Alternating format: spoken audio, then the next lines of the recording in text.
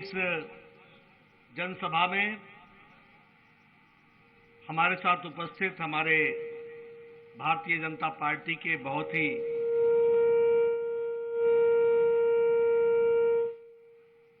जुझारू और कर्मशील और आपके लोकप्रिय प्रत्याशी श्री बच्चू भाई कावड़ जी, हमारे श्री हंसा कुबरार जी जो जिला के प्रभारी हैं, तुषार बाबा जी, हमारे शंकर भाई अमलियार जी जो जिला के अध्यक्ष हैं, भारत भाई जो एपीएमसी के चेयरमैन हैं, स्नेहल धारिया जी जो महासचिव हैं दाहोद के, नरेंद्र सोनी जी जो महासचिव हैं दाहोद के, और सभी मंच पर आसीन वरिष्ठ पदाधिकारीगण, सम्मानित देवी और सज्जनों, और इतनी बड़ी संख्या में एकत्र आए हमारे बुजुर्गों, माताएं, बहनें, मेरे नौजवान साथी, मीडिया के मेरे साथी, प्रिंट मीडिया और इलेक्ट्रॉनिक मीडिया के मेरे साथी। मैं अभी बच्चू भाई को सुन रहा था, वो गुजराती में बोल रहे थे और मैं हिंदी में बोल रहा हूं। हिंदी आवड़े से तो मैं हिंदी में बोल रहा हूं, पर उनकी बात मैं गुजराती में समझ रहा था। उन्होंने आपसे चर्चा करते हुए कहा कि यहां 20 साल पहले पानी की बूंद बूंद के लिए आप लोग तरसते थे। सही छू ना? सही बात है ना? 20 साल पहले आप पानी के लिए, बूंद बूंद पानी के लिए तरसते थे। सड़कों नाम की कोई चीज नहीं थी। स्कूल, कॉलेज, विद्यालय, इनसे हम दूर थे। क्या यह सच्ची तस्वीर है कि नहीं है? सच्ची तस्वीर है कि नहीं है? आज 24 घंटा बिजली पहुंचा कि नहीं पहुंचा? पानी पहुंचा कि नहीं पहुंचा? स्कूल मिला कि नहीं मिला? कॉलेज मिला कि नहीं मिला? स्वास्थ्य केंद्र मिला कि नहीं मिला? ये है बदलती तस्वीर गुजरात की, ये है बदलती तस्वीर इस जगह की, ये है बदलती तस्वीर दाहोद की। मित्रों, सबसे पहले तो मैं आपके साथ ये चर्चा करना चाहता हूं कि गुजरात जो वीरों की भूमि है, संतों की भूमि है, शूरवीरों की भूमि है, हमारे सामाजिक चेतना लाने वाले लोगों की भूमि है, सामाजिक न्याय करने वालों की भूमि है, लेकिन ये आजादी की लड़ाई में एक प्रमुख भूमिका अदा करने वाली भूमि भी है। अगर महात्मा गांधी ने देश को आजादी दिलाई, वो गुजरात से संबंध रखते थे, तो सरदार पटेल ने छोटे छोटे राज्यों को एक करके भारत को महान देश बनाने में योगदान किया। वो सरदार पटेल ने किया, वह भी गुजरात से संबंध रखते थे। और नया भारत बनाने में, नया गुजरात बनाने में, मजबूत गुजरात बनाने में और मजबूत भारत बनाने में जो योगदान भारत के यशस्वी प्रधानमंत्री नरेंद्र मोदी जी ने किया है, वह भी हम हमेशा याद रखते हैं। मित्रों, जब मैं आपके साथ विकास की चर्चा कर रहा हूं, तो मैं आपके साथ जो हमारा नया संकल्प पत्र है, उसके बारे में भी मैं जरूर चर्चा करना चाहूंगा। आपको जानकर खुशी होगी कि हमारे आदिवासी भाइयों के लिए, हमारे बख्शीपंथ के लिए, हमारे समुदाय के लिए और इसके विकास के लिए गुजरात में भारतीय जनता पार्टी ने तय किया है कि हम वन बंधु कल्याण योजना के तहत 1 लाख करोड़ रुपए खर्च करके आपके विकास का काम करेंगे और आपके सामाजिक आर्थिक विकास में अपना योगदान करेंगे। नई सड़कें बनेंगी, रोजगार के अवसर दिए जाएंगे, शिक्षा को बढ़ावा दिया जाएगा। 8 नए मेडिकल कॉलेज खोलने का निर्णय लिया गया है। 8 नए मेडिकल कॉलेज। कभी हमने सोचा था कि हमारे इस इलाके से कोई डॉक्टर बनेगा, लेकिन हां, हम लोगों ने तय किया है उसी तरीके से 10 नर्सिंग का कॉलेज खुलेगा, 10 नर्सिंग कॉलेज खुलेंगे इस इलाके में। हमारे ट्राइबल इलाके के लिए 10 नर्सिंग कॉलेज खुलेंगे। अब हमारा ट्राइबल भाई कोई पैरामेडिक बनेगा, कोई फिजियोथेरेपिस्ट बनेगा, कोई सरकारी सेवा में जुड़ेगा और स्वास्थ्य के लाभ के लिए वो अपना योगदान कर सकेगा। हम लोगों ने तय किया है कि 25 बिरसा मुंडा रिहायशी स्कूल खोलेंगे। रिहायशी स्कूल, ये रिहायशी स्कूल का मतलब ये होता है कि लगभग 75,000 हमारे आदिवासी भाई को पढ़ने का रिहायशी इंतजाम किया जाएगा और वो आप लोगों के इलाकों से निकलने वाले बच्चे होंगे जिनको पढ़ने का इंतजाम किया जाएगा। इस तरीके की व्यवस्था की गई है। किसान भाइयों के लिए 10,000 करोड़ रुपए का कोष बनाया गया है ताकि किसान के लिए मंडी बन सके, एपीएमसी की मंडी बन सके, उनके विकास के लिए ई नाम की मंडी बन सके और किसान भाई अपने सही दाम पर अपने सामान को, अपने उपज को बेच सकेंगे। इसकी व्यवस्था की जाएगी। 25,000 करोड़ रुपए हम खर्च करने वाले हैं सिर्फ किसान भाइयों के लिए, उनकी सिंचाई की व्यवस्था करने के लिए, ताकि उनके खेत में पानी आ सके। इसकी हम व्यवस्था करने वाले हैं। इसी के साथ साथ हम लोग स्वास्थ्य के दृष्टि से, जहां आयुष्मान भारत, मुझे बताया गया कि यहां सबसे ज्यादा गोल्डन कार्ड यानी आयुष्मान भारत का कार्ड गरीब आदमियों को प्रधानमंत्री जी ने दिया है, तो वो दाहोद के इलाके में दिया है और वो 5 लाख रुपए का हेल्थ कार्ड है। मिला है ना आपको हेल्थ कार्ड? मिला है ना? हम लोगों ने तय किया है कि अब वो 5 लाख का नहीं होगा, अब वो 10 लाख का होगा। 10 लाख का आप इंतजाम कर सकेंगे। उसी तरीके से हम लोगों ने 10,000 करोड़ रुपए महाराजा भगवंत सिंह स्वराज कोष के रूप में भी रखा है और इसके तहत हम लोग 3 मेडी सिटीज बना रहे हैं। 3 मेडी सिटीज और 2 all India institute of medical sciences के बराबर का प्रदेश का सरकारी अस्पताल बनाया जाएगा। उसकी भी चिंता की गई है। हमारे युवा साथियों के लिए 4 गुजरात इंस्टीट्यूट ऑफ टेक्नोलॉजी खोली जाएगी।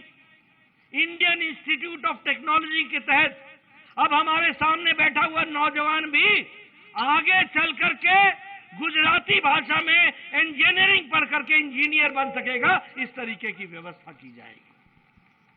उसी तरीके से 20 लाख लोगों को रोजगार मिले, इसके अवसर प्रदान किए जाएंगे और इसी तरीके से विकास के लिए नई योजना बनाई जाएगी। उसी तरीके से हमारे बच्चों के लिए, बहनों के लिए केजी से लेकर पीजी तक, यानी बचपन के किंडरगार्टन से लेकर के पोस्ट ग्रेजुएशन तक हमारी बच्चियों को मुफ्त पढ़ाई की व्यवस्था गुजरात में की जाएगी। इसकी व्यवस्था की जा रही है और इसी के साथ साथ लगभग जो हमारे 9वीं क्लास से और 12वीं क्लास में पढ़ने वाली बहनें हैं, उनको साइकिल दी जाएगी ताकि वो स्कूल जा सकें और पढ़ाई कर सकें। और जो बहनें गवर्नमेंट मेडिकल कॉलेज में, गवर्नमेंट में जाएंगी, उनको लगभग 1 लाख बहनों को गवर्नमेंट में नौकरी देने की प्रावधान भी किया गया है। इस तरीके की व्यवस्था की गई है। मित्रों, मैं पूछना चाहता हूं, ये आम आदमी पार्टी वाले और ये कांग्रेस पार्टी वाले आजकल हमारे बख्शीपंथ के भाइयों के पास और हमारे आदिवासी भाइयों के पास घड़ियाली आंसू बहाते और कहते हैं कि हम जनजाति के लिए ये करेंगे, जनजाति के लिए ये करेंगे। मैं पूछना चाहता हूं कि 70 साल में तुमने क्या किया जो अब तुम करोगे? इस बात का हमको जवाब दो। तुमने तो इनकी कभी चिंता ही नहीं की, कभी इनकी खबर ही नहीं ली, कभी इनके बारे में सोचा ही नहीं। ये तो भारत रत्न अटल बिहारी वाजपेयी थे जिन्होंने ट्राइबल मिनिस्ट्री बनाई और जनजाति मंत्रालय बनाकर जनजातियों की चिंता शुरू की और उनके बारे में चिंता की। जनजाति गौरव दिवस अगर मनाया तो नरेंद्र मोदी जी ने बनाया। अगर जनजातियों के लिए रिसर्च इंस्टीट्यूट बनाया तो नरेंद्र मोदी जी ने बनाया। और भारत का पहला राष्ट्रपति जनजाति महिला को बनाया तो द्रौपदी मुर्मू को वह भी नरेंद्र मोदी जी ने बनाया। आज हमारे यहां केंद्र में 8 मंत्री हैं जनजातियों के, हमारे 3 गवर्नर हैं जो जनजाति समुदाय से संबंध रखते हैं, भारत की राष्ट्रपति है, 8 मंत्री हैं, 3 गवर्नर हैं। जहां मौका मिलता है वहां हम जनजातियों को मदद करते हैं और मजबूती प्रदान करते हैं। हमारे प्रधानमंत्री Narendra Modi ji, national tribal institute बना है, 27 रिसर्च इंस्टीट्यूट्स बने हैं और जनजातियों का, भाइयों का जो आजादी की लड़ाई में योगदान है उसको भी सामने रखने का प्रयास किया है। मित्रों, क्या ये सच्चाई नहीं है कि आज से पहले 365 दिनों में 250 दिनों में कर्फ्यू लगा होता था? लगा रहता था कि नहीं लगा रहता था? लगा रहता था कि नहीं? मैं पीछे से सुनना चाहता हूं। आज 20 साल हो गए, एक दिन भी कर्फ्यू नहीं। लॉ एंड ऑर्डर, कानून व्यवस्था दुरुस्त, सबको सम्मान से जीने का अधिकार, सबका साथ, सबका विकास, सबका विश्वास, सबका प्रयास, इस मंत्र को लेकर के हम आगे चले। न आगड़ा, न पिछड़ा, न गांव का, न शहर का, न पुरुष, न महिला, कोई भेदभाव बगैर किए हुए मोदी जी ने सबका साथ, सबका विकास, सबका विश्वास, सबका प्रयास, इस मंत्र को आगे बढ़ाया। और इसलिए हम ये कह सकते हैं कि आज जो हमारे बंदरगाह कभी स्मगलिंग के लिए जाने जाते थे, जो हमारे बंदरगाह कभी पाकिस्तान से आने वाले असले के लिए जाने जाते थे, जो बंदरगाह ड्रग्स के लिए जाने जाते थे, आज वो बंदरगाह भारत के और गुजरात के विकास के लिए और आर्थिक विकास के लिए अपना योगदान कर रहे हैं। इस तरीके की परिस्थिति आज आकर के खड़ी हुई है। अभी जैसा कि बच्चू भाई ने चर्चा किया कि पानी पानी को आप मोहताज थे, आज 100% घर पे पानी पहुंचाने की व्यवस्था की गई है, 100%। और हमारा पानी का जो जल स्तर है वो 67% ऊपर आ गया है। सारे देश में घटा है और गुजरात में बढ़ा है। और उसका कारण है कि दुनिया का सबसे बड़ा कनाल, नर्मदा कनाल, वह भी गुजरात में बनी है। और उसके माध्यम से पहले 6000 चेक डैम थे, आज 1,60,000 चेक डैम हैं जो पानी सिंचाई का अंतिम खेत तक पहुंचा रहे हैं और अंतिम बूंद तक पहुंचा रहे हैं। इस तरीके की व्यवस्था की गई है। और इसीलिए मित्रों, आज गुजरात को मुझे खुशी होती है कहते हुए कि भारत की इकॉनमी देश में 5वें नंबर पर खड़ी हो गई। और उसी तरीके से अगर हम देखें तो पहले 12 किलोमीटर की सड़कें प्रतिदिन बनती थी, आज 37 किलोमीटर प्रतिदिन की सड़कें बन रही हैं। 3,26,000 किलोमीटर की सड़क गांव में बन गई है। कितनी? 3,26,000 किलोमीटर। यानी दुनिया के 8 बार चक्कर मारे सीमेंटेड रोड पर, 8 बार उतनी सड़कें भारत में गांव को जोड़ने में लग गई और गांव को जोड़ा गया है। यह भी हमको समझना चाहिए। इसलिए विकास के नए आयाम लिखे जा रहे हैं। आज मोबाइल में हम सेकंड लार्जेस्ट हो गए, मोबाइल प्रोडक्शन में। इस बात में हम नंबर 2 पर आकर के खड़े हो गए। आयुष्मान भारत की बात करें तो 5 लाख रुपए का हेल्थ कवर, 5 लाख रुपए का हेल्थ कवर आपको देने का प्रयास किया गया है। और ये 5 लाख को हम लोगों ने 10 लाख कर दिया। और मालूम है कितने लोगों को दे रहे हैं हम? 50 करोड़ लोगों को दे रहे हैं। 50 करोड़ का मतलब है 33 लाख अमेरिका की आबादी है, 33 करोड़। 6 करोड़ इंग्लैंड की आबादी है, 6 करोड़ फ्रांस की आबादी है और 4 करोड़ कनाडा की आबादी है। इन सबको जोड़ लें तभी 49 करोड़ होता है और हम 50 करोड़ लोगों को 5 लाख रुपए का हेल्थ कवर दे रहे हैं। इसलिए मित्रों, अगर स्वास्थ्य की दृष्टि से देखा जाए तो जिस तरीके का इंतजाम हम लोगों ने किया है वह सच में गरीबों के स्वास्थ्य की चिंता करता है। और मुझे इस बात की भी खुशी है कि मुख्यमंत्री अमृत योजना में 41 लाख परिवारों को आप लोगों ने और जोड़ा है, उसके लिए भी मैं आपको बधाई देता हूं। जहां तक आवास योजना का सवाल है, 3 करोड़ 60 लाख लोगों को आवास दिया गया है और उसमें से 15 लाख आपको गुजरात में आवास दिए गए हैं और दाहोद में 14,600 घर बने हैं। 14,600 घर। ये आपको दाहोद की कहानी में आपको बताना चाहता हूं। मित्रों, अगर मैं किसान सम्मान निधि की बात करूं तो 66 लाख लोग ऐसे हैं यहां दाहोद में जिनको प्रधानमंत्री किसान सम्मान निधि में हर चौथे महीने 2-2 हजार रुपए मिल रहे हैं। मिल रहे हैं कि नहीं मिल रहे हैं? प्रधानमंत्री किसान सम्मान निधि में मिल रहे हैं कि नहीं मिल रहे हैं? 2-2 हजार रुपए मिल रहे हैं कि नहीं मिल रहे हैं?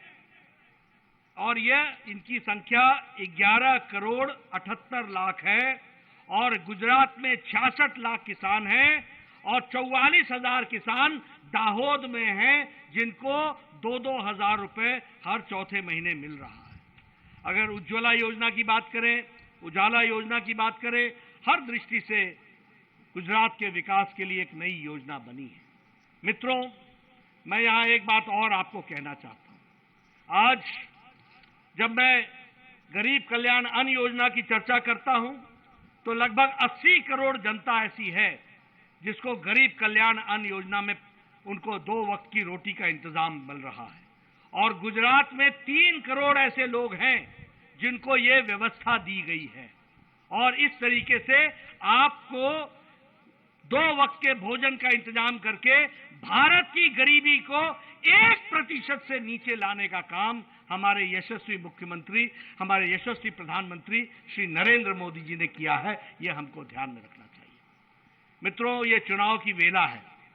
मुझे बताया गया कि कांग्रेस पार्टी ढूंढे नहीं मिलती है।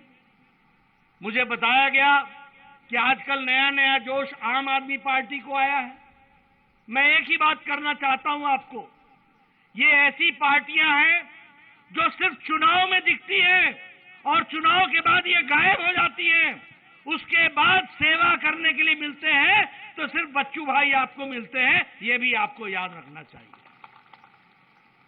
मैं आपको इसलिए सारी बातें बता रहा हूं। ये लड़ने गए थे आम आदमी पार्टी वाले उत्तर प्रदेश में, पहले लड़ने गए नरेंद्र मोदी के खिलाफ बनारस में, जमानत जब्त करा के आए और माफी मांगी कि आगे से कान पकड़ा कि कभी नहीं लड़ेंगे। फिर लड़ने गए उत्तर प्रदेश में, 350 सीटों पर चुनाव लड़ा, 350, और 349 सीटों पर जमानत जब्त करा ली। इन लोगों ने, ये भी आप ध्यान में रखिएगा। ये गए उत्तराखंड में लड़ने। उत्तराखंड में इन्होंने 70 सीटों में 69 सीटों में चुनाव लड़ा, 69 में, और 65 में जमानत जब्त करा ली, 65 में। फिर ये लड़ने गए गोवा में, 40 सीटें हैं, 40 में 39 सीटें चुनाव, 49 सीटें चुनाव लड़ी, 39 सीटें, और 35 सीटों पर जमानत जब्त करा ली। हिमाचल में लड़ने गए, 67 सीटों पर चुनाव लड़ा है। 8 तारीख को नतीजे देख लेना, 67 की 67 सीटों में इनकी जमानत जब्त होगी, याद रख लेना मेरी बात। और गुजरात में भी ये सरकार बनाने आए थे। अब पता नहीं अपना आकार बचेगा कि नहीं बचेगा, मालूम नहीं। क्या स्थिति बनेगी आपके सामने आ जाएगा। मित्रों, ऐसे लोग जो लोगों को चकमा दे करके, भ्रमित करके, गुमराह करके वोट लेते हैं, इनको घर में बैठाने की जरूरत है। मैंने आपके सामने इतने आंकड़े पढ़ दिए, एक भी आंकड़ा गलत है क्या? एक भी आंकड़ा गलत है? किसानों की चिंता मोदी जी ने की कि नहीं की? हमारे आदिवासी भाइयों की चिंता की कि नहीं की? गुजरात को नंबर 1 बनाया कि नहीं बनाया? सड़कें बनाई कि नहीं बनाई? पानी पहुंचाया कि नहीं पहुंचाया? बिजली पहुंचाई कि नहीं पहुंचाई? विकास किया कि नहीं किया? इसलिए कहते हैं जो कहा था वो किया है, जो नहीं कहा था वो भी करके दिया है और आगे भी करके देंगे, ये हम आपको विश्वास दिलाते हैं। इसलिए मित्रों, आपका ज्यादा समय न लेता हुआ चुनाव की दृष्टि से मैं एक ही बात कहना चाहता हूं कि ये जो फसली बटेरे होते हैं ना, फसली बटेरे, आप तो किसान है ना, आपको तो मालूम है ना फसली बटेरे क्या होते हैं। जब फसल लगती है तो बटेर आ जाते हैं और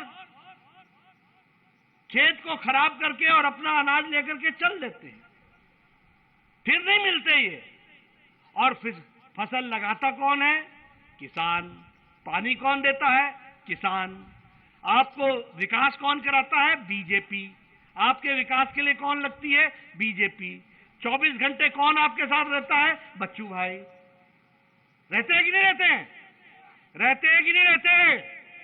आप 5 तारीख तक इनकी चिंता कीजिए, 5 तारीख के बाद ये आपकी चिंता करेंगे, इसकी आपको मैं गारंटी देता हूं। मित्रों, फिर ज्यादा समय न लेता हुआ, इतनी धूप में आप सब लोग इतने शांति तरीके से बैठे हैं, आपका मैं धन्यवाद भी करता हूं और आपको ज्यादा तकलीफ न देता हुआ यह निवेदन करता हूं कि चुनाव के दिन अपने इष्ट देवता को याद करके, स्नान करके, अच्छे से तैयार होकर के बच्चू भाई को कमल के निशान पर बटन दबा देना। अगले 5 साल की गारंटी तुम्हारी, उनके विकास की वो गारंटी बच्चू भाई ले लेंगे, इसकी आप चिंता करेंगे। मैं इन्हीं शब्दों के साथ अपनी बात को समाप्त करता हूं, वाणी को विराम देता हूं और आपसे फिर से निवेदन करता हूं कि आप भारतीय जनता पार्टी को जिताएं। बहुत बहुत धन्यवाद।